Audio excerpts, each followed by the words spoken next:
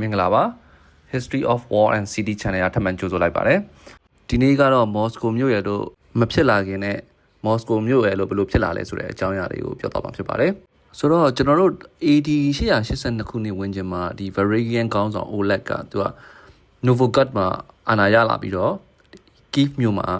ရှိတဲ့ Ascon နဲ့ Daya ဆိုတဲ့စစ်သားနှစ်ဦးကိုသူကအမြို့ပြင်ကိုပြည်ရဲနဲ့ခေါ်ပြီးတော့ရှင်းလင်းခဲ့တယ်အဲ့ဒါနေစပြီးတော့သူကရုရှားနိုင်ငံရဲ့အစဖြစ်တဲ့ Kievan Rus ဆိုတဲ့နိုင်ငံကိုတည်ထောင်ခဲ့တယ်အဲ့ဒီကနေပြီးတော့1 century လောက်ကြာတဲ့အခါ100ရာစုနှစ်လောက်ကြာတဲ့အခါမှာပေါ့ဒီနိုင်ငံကနေပြီးတော့တောင်ဘက်မှာရှိတဲ့ Byzantine Emperor နဲ့ပို့ပြီးတော့နှီးစပ်အောင်ကြိုးစားလာတယ်ဒီနေရာမှာ Byzantine Emperor ဆိုတာမသိသေးတဲ့သူတွေအတွက်ကသူက Rome Emperor ရဲ့လက်ကျန်ဒီ East Roman Emperor အနေနဲ့ဆက်ပြီးတော့တည်ရှိခဲ့တဲ့ Emperor တစ်ခုဖြစ်တယ်ပေါ့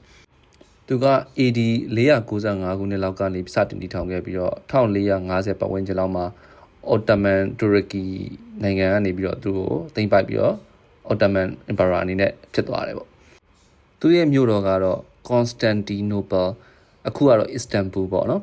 အဲ့ဒါက Viking ရဲ့ season 2ထဲမှာလည်းဒီမြို့အကြောင်းကိုပါတယ်ပေါ့ဆိုတော့အဲ့မြို့ကယဉ်ကျေးမှုတွေဘာသာရေးတွေပြည်သူ့ကာနဲ့စာပေတွေမှာထွန်းကားခဲ့တဲ့မြို့တစ်ခုဖြစ်တယ်ပေါ့ဆိုတော့အဲ့ Byzantine Emperor ကနေပြီးတော့ Christian ဘာသာကိုလက်ခံထားတဲ့ဥရောပနိုင်ငံဖြစ်တယ်ဆိုတော့အဲ့ဒါရဲ့ယဉ်ကျေးမှုတွေဒီအမှုပညာလက်ရာတွေကအဲ့ခေတ်မှာထင်ရှားတယ်ပေါ့နော်ရုရှားနိုင်ငံရဲ့အစ Kievan Rus ကိုတည်ထောင်ခဲ့တဲ့ Oleg ရဲ့နောက်ပိုင်းဒီ Kievan Rus ကိုဦးဆောင်နေတဲ့သူက Vladimir the Great သူကဒီ Byzantine Emperor ရဲ့ဘာသာရေးကိုသူလက်ခံတယ်ပြီးတော့သူ့လူတွေကိုလည်းဒီ Orthodox Christian ဘာသာကိုပြောင်းလဲစေခဲ့တယ်ဆိုတော့ Orthodox Christian ဘာသာဆိုတာကျွန်တော်နားလည်တယ်လို့ပြောရရင်တော့ Christian ဘာသာရဲ့မူရင်းပုံစံတစ်ခုဒီနေ့ Russia, Ukraine, Greek နဲ့အရှေ့ဥရောပနိုင်ငံတွေမှာတွေ့နိုင်တယ်သူက Christian ဘာသာတွေရဲ့ယဉ်ကျေးမှုတွေဆူတောင်းပွဲတွေဖျားเจ้าပုံစံတွေကိုထိမ့်သိမ်းထားသေးတယ်ပေါ့နော်ဆိုတော့သူ့ရဲ့ဦးဆောင်မှုနဲ့ဒီ Kievan Rus ကတနိုင်ငံလုံးက Christian ဘာသာကိုပြောင်းလဲလက်ခံလာကြတယ်ပြီးတော့ယနေ့ထီအောင်ဒီ Vladimir the Great ကို Christian ဘာသာရဲ့အစပြုသူဆိုပြီးတော့အတိအမှတ်ပြုထားကြတယ်ပေါ့ဆိုတော့နိုင်ငံကဆက်လက်ပြီးတော့တည်ငြိမ်နေပြီးတော့ဒီ Vladimir the Great ရဲ့သားဖြစ်တဲ့ Yaroslav the Wise သူကဆက်ပြီးတော့အုပ်ချုပ်တယ်သူအုပ်ချုပ်တဲ့ကာလမှာလည်းဥပဒေစနစ်ကိုစနစ်တကျဖော်ဆောင်ပြီးတော့ဒီရှေးဟောင်းလက်ရာတွေဖြစ်တဲ့ဖျားเจ้าတွေဒီ education နဲ့ဆိုင်တဲ့စာအုပ်တွေပညာရေးစနစ်တွေကိုတေချာတည်ထောင်ခဲ့တယ်အဲ့ဒါကြောင့်မလို့သူကနိုင်ငံကတဖြည်းဖြည်းနဲ့ကျွယ်ဝလာပြီးတော့1040ခုနှစ်လောက်မှာဂါလရှားနယ်မြေကိုထပ်မံသိမ်းပိုက်ဖို့ကြိုးစားတယ်အောင်လဲအောင်မြင်ခဲ့တယ်အဲ့ဒါနေပြီးတော့ဒီ Baltic region မှာရှိတဲ့တိုင်းသားတွေကိုအဲ့ရဲ့နယ်မြေကိုသူကနေချဲ့ခဲ့တာပေါ့နော်နေချဲ့ခဲ့ပြီးတော့သူ့ရဲ့အုပ်ချုပ်မှုအောက်မှာ Ibex ခေတ်မှာတော့ဒီ Golden Age လို့အတိအမှတ်ပြုကြတဲ့အထီအောင်မြင်ခဲ့တယ်အဲ့လို Yaroslav အုပ်ချုပ်နေတဲ့အချိန်မှာဥရောပဘက်မှာတခြား Emperor ကြီးလည်းရှိသေးတယ်အဲ့ Byzantine Emperor ဆိုတာရယ်နောက်ပြီးတော့ Holy Roman Emperor ဆိုတာလည်းရှိသေးတယ်အင်္ဂလန်နိုင်ငံရယ် France နိုင်ငံရယ်ပြီးတော့ Scandinavian နိုင်ငံတွေဖြစ်တဲ့ Denmark, Sweden နဲ့ Norway နိုင်ငံတွေလည်းရှိတယ်ဆိုတော့Kievan Rus နိုင်ငံကအဲ့လို Emperor ကြားထဲမှာယဉ်ကျေးမှုနဲ့ဒီစွမ်းအားအရာမျှခြေတစ်ခုကိုတည်ထောင်နိုင်ခဲ့ပြီးတော့အတိမတ်ပြုရတဲ့နိုင်ငံတစ်ခုဖြစ်လာခဲ့တယ်အဲ့မှာ Yaroslav the Wise က Kievan Rus ကိုသူကဥပဒေရေးရမှာလဲစနစ်တကျပုံဖော်ပေးနိုင်ခဲ့တယ်ယဉ်ကျေးမှုကိုလည်းတိုးတက်အောင်ပြုလုပ်နိုင်ခဲ့ပြီးတော့သူဥဆောင်ခဲ့တဲ့ဟာအချိန်မှာ Golden Age လို့တော့သတ်မှတ်ခဲ့ရတယ်ပေါ့အဲ့သူနောက်ကာလမှာတော့တော်တော်လေးပြောင်းလဲလာတယ်သူ့သားတွေကအာဏာကိုခွဲဝေဖို့ကြိုးစားခဲ့ပြီးတော့နိုင်ငံကအစိတ်စိတ်မှာကွဲသွားတယ်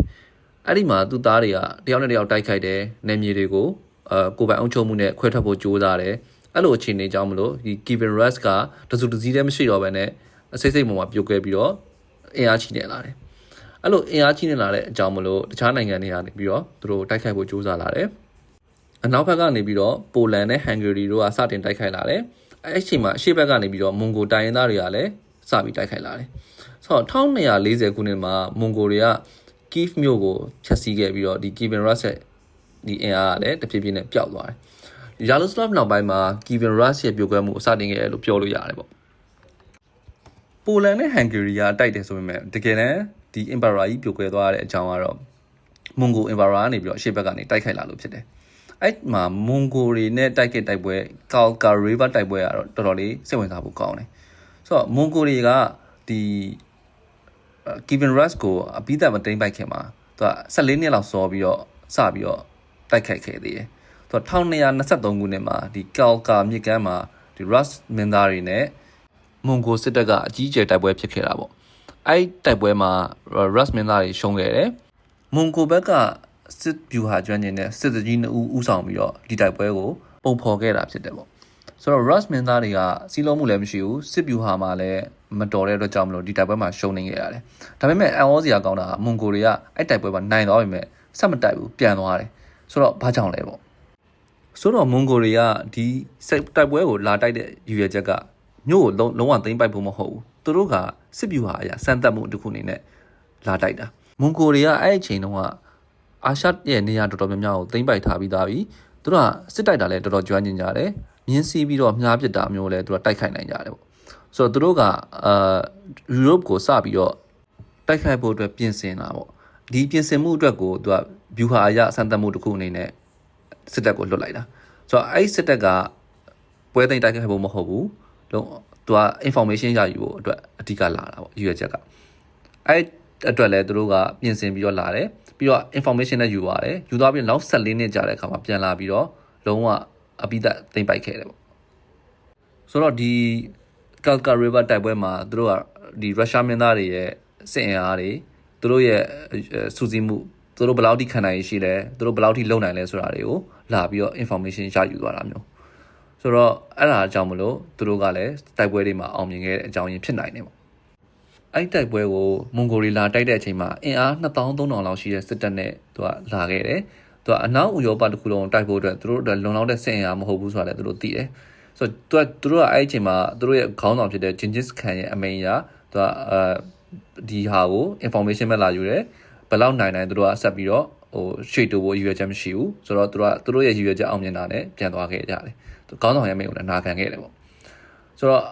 ဒီအဟာကအနာဂတ်စီမံချက်အတွက်ကောင်းမွန်တဲ့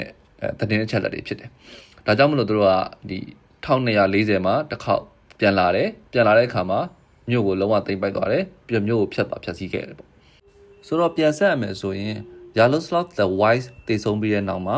သူ့ရဲ့သားတွေကနေမြေတွေကိုတစ်ခုချင်းစီခွဲတယ်ကိုပိုင်အုပ်ချုပ်မှုတွေနဲ့လုပ်တယ်အဲ့အချိန်မှာဒီ Kievan Rus ကပြိုကွဲလာတဲ့အချိန်မှာဒီ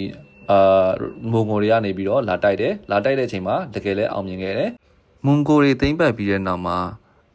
ဒီ Kievan Rus ရဲ့မြို့တော်ဖြစ်တဲ့ Novgorod ကမွန်ဂိုတွေနဲ့ငြိမ်းချမ်းရေးယူပြီးတော့ကိုပိုင်အုပ်ချုပ်မှုနဲ့ဆက်လက်ရပ်တည်ခဲ့တယ်Glacier နိုင်နယ်မြေပေါ့အဲ့နယ်မြေကလည်းမွန်ဂိုတွေကိုစက်ကြေးပေးပြီးတော့ငြိမ်းချမ်းရေးကိုတည်ဆောက်ခဲ့တယ်ဗလာဒီမာနဲ့ဆူဒန်နယ်မြေတွေကတော့မွန်ဂိုတွေရဲ့အုပ်ချုပ်မှုလက်အောက်မှာဓာတ်ရိုက်နေခဲ့တယ်ပေါ့အဲ့ဒီအချိန်မှာတော့မော်စကိုကမြို့ကြီးအနေနဲ့မရှိနေသေးဘူးမော်စကိုကဒီမွန်ဂိုတွေရဲ့လက်အောက်မှာအရေးမကြီးတဲ့မြို့လေးတစ်ခုအနေနဲ့ပဲရှိခဲ့တယ်တကယ်တော့သမိုင်းစာအုပ်တွေထဲမှာဒီ Kievan Rus က AD 900လောက်ကလေးကစပြီးတော့ပေါ်လာခဲ့ပေမဲ့မော်စကိုဆိုတဲ့နာမည်ကိုတော့1148ခုလောက်မှာပဲစပြီးတော့တွေ့ခဲ့တာပေါ့မှတ်တမ်းနေတယ်မှာဆိုတော့မွန်ဂိုတွေသိမ်းပိုက်ပြီးတဲ့နောက်မှာ Ivan I ကမွန်ဂိုတွေအတွက်ဒီမော်စကိုမြို့ကိုအုပ်ချုပ်ပေးခဲ့တယ်သူတို့ကိုစက်ကြီးစနစ်တကျပေးတယ်ပြီးတော့တဖြည်းဖြည်းနဲ့သူမြို့ကအေဂျင့်တည်ငြိမ်လာပြီးတော့ဒီမော်စကိုရဲ့အာဏာကတဖြည်းဖြည်းနဲ့တိုးတက်လာတာပေါ့ပြီးတော့အရေးကြီးတဲ့အပြောင်းလဲတစ်ခုကဒီ Orthodox Church ရဲ့ဦးစီးဌာနကိုလည်းမော်စကိုကိုပြောင်းသွားတာပေါ့အဲ့ဒါလည်းဒီမော်စကိုပို့ပြီးတော့တိုးတက်လာစေတဲ့အကြောင်းအရာတစ်ခုဖြစ်တယ်ပြီးတော့သူ့ရဲ့ဒီနေရာပေါ့သူ့ရဲ့ဒီနေရာကမြစ်3ခုစုံတဲ့နေရာဒီဒိုင်နပါမြစ်အိုကာနဲ့ဘလော့ကာဆိုတဲ့မြစ်3ခုစုံတဲ့နေရာတွေမှာရှိတဲ့အတွက်ကြောင့်မလို့သူကရေချောင်းလမ်းအရလည်းအရေးပါတဲ့နေရာတစ်ခုဖြစ်ပြီးတော့စီးပွားရေးလည်းဖွံ့ဖြိုးတိုးတက်လာတဲ့နေရာတစ်ခုဖြစ်ခဲ့တယ်ဆိုတော့ပြန်ဆက်ရရင်မွန်ဂိုတွေပထမကျူးကျော်စစ်လုပ်ပြီးတဲ့အချိန်မှာနောက်ထပ်14နှစ်ကြာတော့သူတို့ပြန်လာပြီးတော့ဒီရုရှားနိုင်ငံရဲ့မြို့တွေအကုန်လုံးကိုသိမ်းပိုက်ခဲ့တယ်ဖျက်ဆီးခဲ့တယ်မော်စကိုကလည်းဖျက်ဆီးခံရတဲ့မှာတော့ပါတယ်ပြီးတော့ဒီမွန်ဂိုတွေကပြန်သွားတယ်ပေါ့နော်ဒါပေမဲ့ပြန်သွားပြီမဲ့သူတို့ကဓာတ်ရိုက်အုံမချိုးတော့ပဲနဲ့ဒေသခံမင်းသားတွေကိုသူတို့ရဲ့သစ္စာခံအနေနဲ့အသုံးပြုခဲ့တယ်ဆိုတော့အဲ့ဒီခွင့်ရေးကိုမော်စကိုကတိကျစနစ်တကျအသုံးချခဲ့တယ်အဲ့လိုနဲ့မျိုးဆက်20လောက်ကြာပြီးတဲ့အချိန်မှာမော်စကိုကို Ivan I ကဥဆောင်ခဲ့တယ်သူကဆက်လက်ပြီးတော့မွန်ဂိုတွေအတွက်စက်ကြီးကိုစနစ်တကျပေးတယ်ငွေရေးကြီးကိုကောင်းကောင်းမွန်မွန်စီမံခန့်ခွဲနိုင်ပြီးတော့သူ့ရဲ့အင်အားကိုတိုးချဲ့လာတယ်။နယ်မြေအရရောစစ်အင်အားအရရောသူတဖြည်းဖြည်းနဲ့အင်အားကောင်းလာခဲ့တယ်ပေါ့။ဒီလိုနဲ့1326ခုနှစ်မှာ Orthodox Church ရဲ့ရုံးချုပ်ကို Kiev ကနေပြီးတော့ Moscow ကိုပြောင်းခဲ့တယ်။ဆိုတော့အဲ့ဒီမှာ မော်စကိုကနေပြီးတော့ဘာသာရေးအရဥဆောင်တဲ့မြို့ဖြစ်လာတယ်ဖြစ်လာပြီးတော့သူရဲ့နိုင်ငံရေးအာဏာကိုလည်းထပ်ပြီးတော့တိုးတက်သွားစေခဲ့တယ်ဆိုတော့ Ivan ကနေပြီးတော့ဒီ charge ကိုသူကအထူးထောက်ပံ့ပေးတယ်အဲ့အတွက်လည်းသူ့ကိုတရားဝင်အာဏာရှိရသူအဖြစ်ပြည်သူလူထုကမြင်ကြတယ်ပေါ့ဒီလိုနဲ့မော်စကိုကနေမြေအရရောအင်အားအရရောနိုင်ငံရေးအရရောအင်အားတွေကောင်းလာခဲ့တယ်1380ခုနှစ်လောက်မှာ Dmitry Donskoy ကနေပြီးတော့မွန်ဂိုတွေကိုစွရေးရအောင်မြင်ခဲ့ပြီးတော့မွန်ဂိုတွေကိုတိုက်ဖြတ်နိုင်တဲ့မြို့အဖြစ်မော်စကိုကအတိအမှတ်ပြုခံရတယ်သူ့နောက်ပိုင်းမှာ Ivan III နဲ့ Ivan IV တို့ကမော်စကိုကိုအုပ်ချုပ်ပြီးတော့ Tsar of Russia ရုရှားတော်ဝင်နိုင်ငံအဖြစ်ပြောင်းလဲခဲ့တယ်Ivan the Fourth ကို Ivan the Terrible လို့လည်းခေါ်ကြတယ်ဆိုတော့သူ့အကြောင်းသေးသေးကိုကျွန်တော်တို့နောက် episode မှာနားထောင်ကြည့်ကြအောင်ဆိုတော့ဒီနေ့ကတော့ဒီလောက်ပါပဲနားထောင်ပေးရတဲ့အတွက်အားလုံးကိုကျေးဇူးတင်ပါတယ် subscribe မလုပ်ရသေးရင်လည်း subscribe လုပ်ပေးထားကြပါအောင်အားလုံးပဲကျေးဇူးတင်ပါတယ်ခင်ဗျာ